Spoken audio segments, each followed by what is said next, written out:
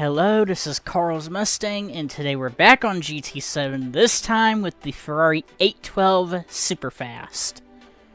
Not what I was expecting, really. I mean, I know it's in Forza, I know it's in the Crew 2 and the Crew Motorfest. Did not expect it to come to Gran Turismo, to be honest. To be honest, I don't know quite much about the car. I mean, I know it's pretty quick. I mean, I've driven in the Crew Motorfest, the Crew 2, the Crew Motorfest, and Forza. But it's one of their front-engine, rear-wheel drive, front-engine V12, rear-wheel drive Ferraris, which usually handle pretty well. In fact, I always thought, now I might get shunned by some people for this. I actually thought that sometimes the front-engine rear-wheel drive car Ferraris handle better than the mid-engine rear-wheel drive. That's just my personal opinion. You can take that whichever way you want it. But I'm going to go ahead and buy it, and I'll see you guys out towards the track.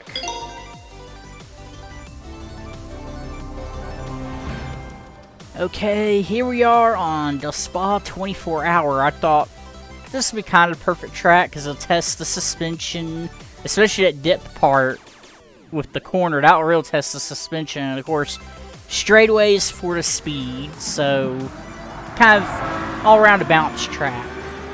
As usual, I put Sports Soft on this thing because in real life, that's probably what you'd be running if you owned one of these. And everything else is stock. And as usual, I'll go quiet, and I'll tell you my thoughts after the run.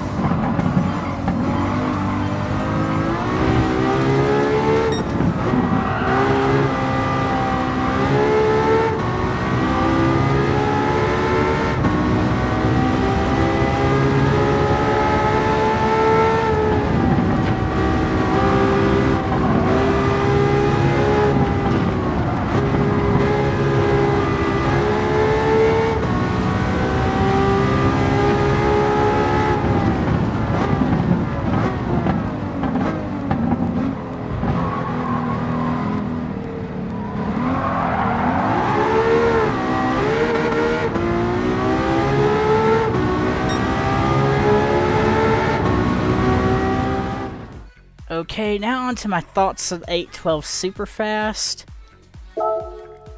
Very odd car. Very, very odd. It has crappy brakes. I could just come out and say that. It has crappy brakes. Like, one of the first things you're going to have to do is upgrade the brakes. Because if you don't, then you're going to just have to rely on early braking. Another thing I've noticed is it feels stiff. Like at lower speeds it's loose, and at higher speeds it feels like very stiff. Like the steering feels stiffer than it should. It's an odd feeling. And I've driven many cars on here. I mean, I almost own every single car on here, besides the race cars. But none of the cars feel like that. That just felt totally different from every car I've driven in this game. But otherwise, it's not bad. With upgraded brakes, definitely racing brakes. No upgraded disc or just pads. You're going to have to go with a full brake cell in this thing. And even then, I'm not sure if I'll totally fix the braking. But may make it more bearable. But all around, it's not a bad car. It's fast, as the name applies, of course. And it handles pretty well. I mean, yeah, it's a weighty, but look how big the car is. And I think with upgraded suspension, if you're willing to go for that, and better brakes, it's not a bad car. And it's in the 700p class, so you could take this up against hypercars, and maybe with a little detuning, take it against the Ferrari challenge cars, the Ferrari race challenge. But all around, not a bad car. I would definitely recommend getting it. I mean, there's a lot of better Ferraris at lower prices than this thing, to tell you the truth. But if you're more into modern Ferraris than older Ferraris, I would definitely recommend getting this thing. All around, not a terrible car, not the best car, but kind of right there in the middle for what it is. That's all I really have for today's video, and I see you guys later in the next video.